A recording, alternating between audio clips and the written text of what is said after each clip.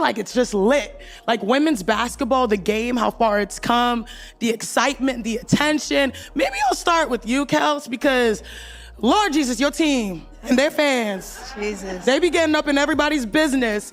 Okay, so it finally happened. Someone in the Indiana Fever locker room had enough, and not just anyone. Kelsey Mitchell, one of the most respected and longest-standing members of the team, just called out the nonsense. Why? Because Cha Agwam opened her mouth again, and this time she went way too far with her little jabs at Caitlin Clark.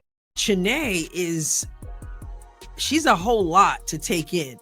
I mean, a little bit goes a long way. She's just really loud and really kind of obnoxious for lack of a better word. And I don't mean obnoxious like just people who are obnoxious and they're just insulting people all over the place and that kind of thing. You know the type. She started with her usual sly sarcasm, those kinds of comments that sound like jokes on the surface, but are clearly meant to cut deeper. While Kelsey didn't laugh, she responded. And it wasn't just some weak PR response. Either it was fierce, it was bold, it was personal. Mitchell stood tall, not just for Caitlin Clark, but for every player on the Fever's roster who's been dragged into this media circus only to have their integrity questioned. This is your team and their fans. Jesus, They be getting up in everybody's business. Wait. I just noticed that. Your team and their fans, they be getting up in everybody's business. So not just the fans, but it's a dig on the team. This wasn't just a teammate tossing a quick line of support. Kelsey came with receipts, clarity, and fire. Her message was loud and clear. You don't come for Caitlin Clark. You definitely don't disrespect the Indiana Fever family and their fans. And yes, this entire moment is absolutely going viral for all the right reasons. Starting with you, Kelsey, and then going to B and NECA, how have you guys experienced? Is there like a moment that you think of when it comes to the explosion of the game and how it has changed the game? It all started when Cha Agwam launched one of her infamous half-kidding zingers during a media segment. She tossed out a line dripping with condescension. Lord Jesus, your team and their fans, they be getting up in everybody's business. You know, the kind of comment meant to sound breezy, but it's clearly aimed at riling up Fever fans, and more specifically trying to belittle Caitlin Clark's impact. Notice how the question was phrased. Lord Jesus, your fans. Once again, pushing the narrative that there's something wrong with Indiana Fever fans. I don't like that has become the accepted belief about the Fever fans. But Kelsey Mitchell is a professional, and before long, well, she's going to kind of put them in their place in a way they didn't like, I'm sure. But here's the thing, Fever fans have been showing up in record numbers. Clark has brought unmatched energy and national attention to the team. Yet rather than praise that growth, Cha chose to paint it as a nuisance. The undertone of her comment that Indiana and its supporters are somehow too loud, too bold, and too much for the league's liking. Let's be honest, this wasn't a neutral observation. This was a subtle attempt to push the tired narrative that Caitlin's presence is somehow a burden rather than a boost to women's basketball. And that's where Kelsey Mitchell had enough.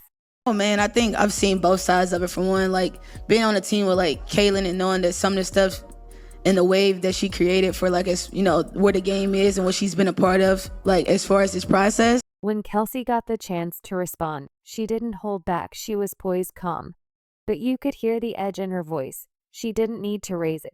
She didn't need to insult anyone. All she had to do was speak the truth, and wow, it hit hard.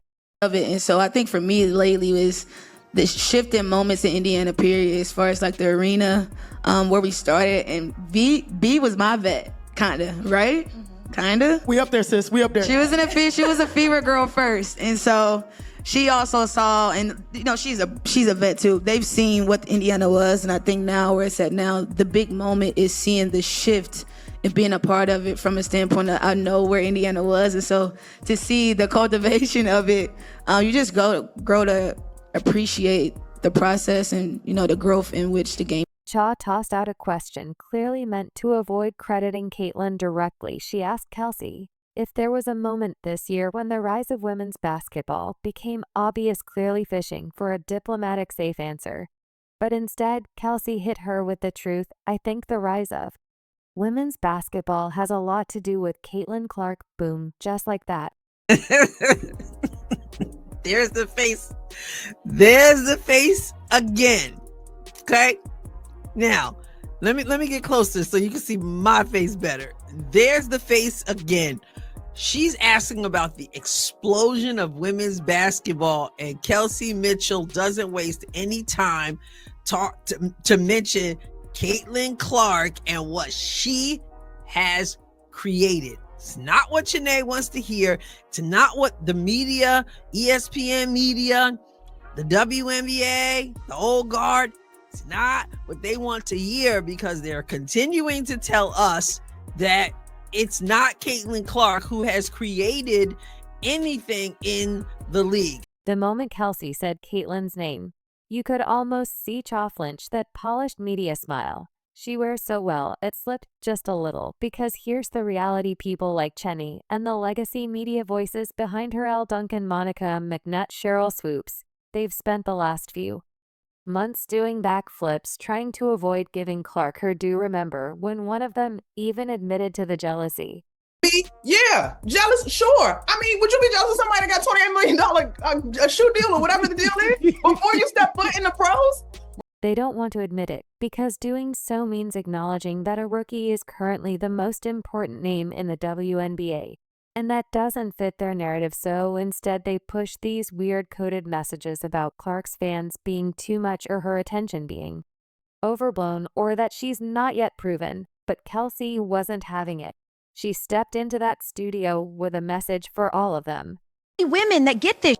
I'm tired of it. Like, here's my thing, you guys. What else? Who are these girls? Who are these girls that are hating on Caitlin Clark? Are you just combing through Twitter? Stop acting like because you see some randos on Twitter knocking Caitlin Clark, all girls are against. And let's be real, Kelsey Mitchell is no pushover. This is someone who's been grinding in this league long before Clark arrived. She's faced every kind of defense, every kind of media slight, and still managed to be one of the most consistent offensive weapons in the game. She didn't need to say anything about Caitlin Clark, but she chose to. That's leadership. The way she said it, too firm, unapologetic, and rooted in facts, sent shockwaves through the conversation. You could see it on Cha's face. The interview started with light-hearted banter. By the end it was a masterclass in media judo. Every attempt to deflect or reframe Caitlin's impact was countered by Kelsey's honesty. For me, if I can give or drop any form of advice based off experiences, that all money is not good money. And I mean that literally. I've seen myself in situations where I had to figure out if I wanted to come back to Indy. I had to figure out what was best for me. I lost my parent. So it was like figuring out what I needed, and I figured out that you have to go where you're literally loved. And I mean that literally, and I mean that intentionally. Go where you're loved and not tolerated, because all money is not good money. And let's not forget how much Caitlin Clark has supported Kelsey Mitchell on and off the court. While the media spotlight's been locked on her, Caitlin used her platform to shout out her backcourt partner. She said Kelsey should have been named Player of the Month on numerous times instead of her. She called her one of the main reasons for Indiana's recent resurgence. And more importantly, she credited Kelsey for helping her grow in her rookie year. Felt like Kels probably should have got a little love. I honestly thought she probably should have been Player of the Month. Just what she was doing, and at the clip she was doing it, I think she was like 50, 40, 90 this month, which is really, really hard to do. So I feel very fortunate to play with her, and honestly, I'm not even trying to be corny. Like, I really think she deserved it. So I think sharing that with her, and I feel lucky to have, a kind of a backcourt mate that has been, through this for 7 years and has really helped me and kind of let me flourish. Think about that, the biggest player in the sport turning the spotlight around and aiming it directly at her teammate. That's real chemistry. That's mutual respect. And that's exactly why Kelsey felt compelled to clap back when someone tried to cheapen what they've built in Indiana. This isn't just about two teammates having each other's backs. This is about changing the narrative. This is about pushing back against the constant attempts to water down the Fever's success, to discredit Caitlin Clark's rise, and to silence the fans who are showing up, tuning in, and making noise like never before. I'm a Fever girl again. I'm a Fever girl. I'm excited. Kind of missed this court. Yeah, I'm a fever girl again. A lot of went into this decision based on what I needed for myself and for obviously for my family, my friends. And India is a second home, so I thought I'd give this thing a go. So to all the legacy media figures who keep throwing shade, be careful. The Fever are not only building a championship team on the court, they're building a family off of it. And if Kelsey Mitchell has anything to say about it, you're not going to get away with dragging their name through the mud anymore. First of all, thanks for being here. Thanks for showing Kelsey how important she is to the Indiana Fever. I appreciate it. Yeah, so everything about Kelsey Mitchell is core, right? Core values, her core basketball, everything about her is what we're about. And so there was no way. When Kelsey Mitchell steps onto the court, she doesn't just bring talent, she brings history, loyalty, and the kind of commitment that builds legacies. So when longtime WNBA and NBA executive Kelly Krokoff took a moment to publicly highlight Kelsey's impact, it wasn't just a compliment, it was a reminder to everyone of who really held this Indiana Fever franchise together through the ups and downs in a league constantly chasing the next big thing. Mitchell has been the glue holding it all in place for 7 seasons. No flash, no theatrics, just consistent excellence and unwavering belief in the team. Where this program's going, what we're trying to accomplish, and based on the way in which I like to see myself playing. I could do that with people like Caitlin, people like AB, people like Liz. The list goes on with Lexi Hall, Grace Berger. So I'm excited about the group we have. And I get to play alongside some really great people. So here's to being a Fever girl. Even during the most difficult stretches, when the Fever were struggling to find wins, Kelsey remained a constant force. While the spotlight drifted to newer stars and fresh faces, she kept showing up, pouring her heart into every game, every practice, every fan interaction. That kind of loyalty you don't see it every day. And now that the Fever are experiencing a much-needed resurgence, it's time people start connecting the dots. This rise didn't happen in a vacuum. It was built brick by players like Mitchell who weathered the storm and stayed committed when it would have been easier to walk away. Excited about our future, but I would never change my past. I know what I had to do to get to this point, and I wouldn't change it for the world. Tosses ahead, Wheeler extra feed. Oh, that was pretty. Plus the foul. I'm very grateful to be one of the ones that, put the bricks down. Kelsey didn't stick around for the attention. She stayed because this team means something to her. Indiana isn't just a place she plays, it's a second home. And for a player who's been here through losing seasons and locker room rebuilds, this new chapter isn't just exciting, it's personal. She's surrounded now by a younger core: Caitlin Clark, Lexi Hall, Aaliyah Boston. But her leadership is what gives this team stability. Big performances have become a staple of hers. Mitchell owns the top 3 highest scoring performances in Fever history.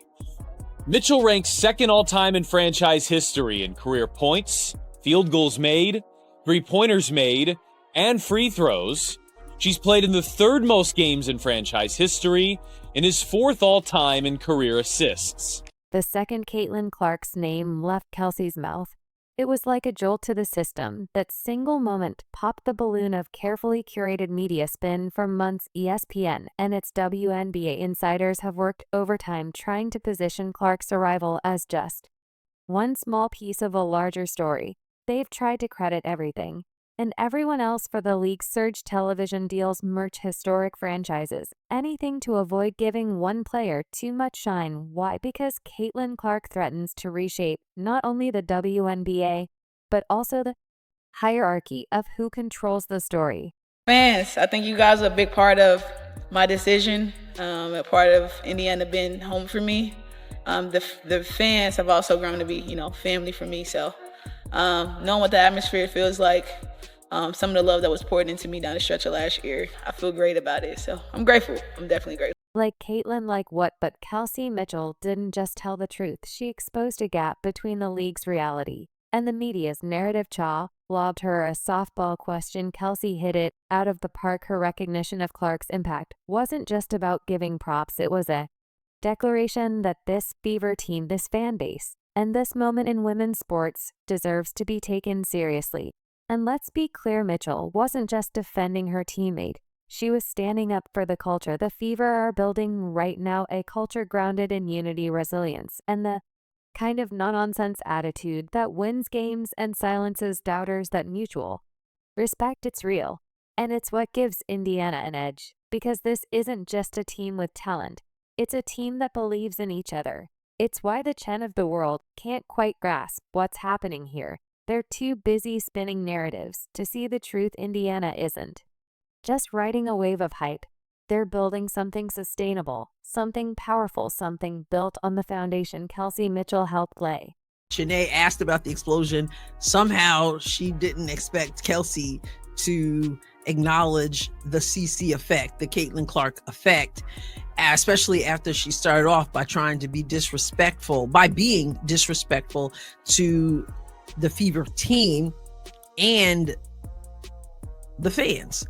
But Kelsey Mitchell kept it real, and I could sense that it was awkward. It was an awkward moment for her, because it was sort of like, Caitlin, like what? When former players like her throw shade under the guise of media commentary, they aren't just sharing opinions, they're reinforcing outdated mindsets. They speak from a place of legacy, yet refuse to embrace the legacy that's being built right in front of them. That's why Kelsey's words hit so hard. Because she wasn't speaking for the cameras. She was speaking from the heart on behalf of a fan base that's shown up, cheered loud, and helped revive the very league they're accused of ruining. Let's talk about those fans for a second. They're not just part of the story, they are the story. They're filling arenas, crashing online merch stores, and showing that women's basketball has a market and a movement behind it. And yet figures like Cha continue to act like these fans are somehow a problem. That kind of disconnect, it's not just frustrating, it's embarrassing.